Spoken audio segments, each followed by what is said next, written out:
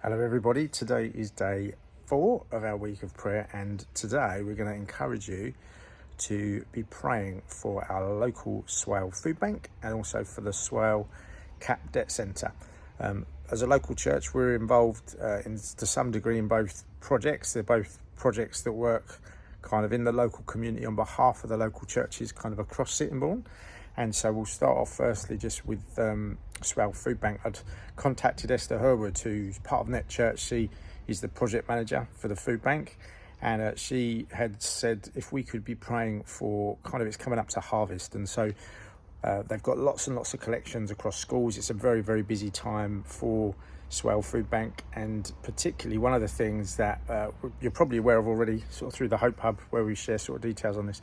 But the food bank's been running out of food. They've been having to use donations to actually purchase food from supermarkets locally, and so there's a real need really for more donations, for more food to meet families who are really struggling to make ends meet, for whatever reasons need food parcels. And so it's a great thing that those guys are doing. So can we be praying for that? Let's pray for all of this kind of things firstly in local schools, all of the harvest collections that will be happening, and also across churches as well. That's something that we'll be doing in the coming weeks, and then also to be praying just for for more food donations just from the general public, because at the moment the warehouse is looking a little bit thin. I went there with Natalie the other day. There's a new warehouse where all of the food's stored centrally, and Esther showed me around. It's a beautiful facility. It's a wonderful gift from God, which is really going to serve the project well, but the shelves were looking quite empty. And so let's just pray that people, particularly in the cost of living crisis, will still feel stirred to be able to donate essential food items and other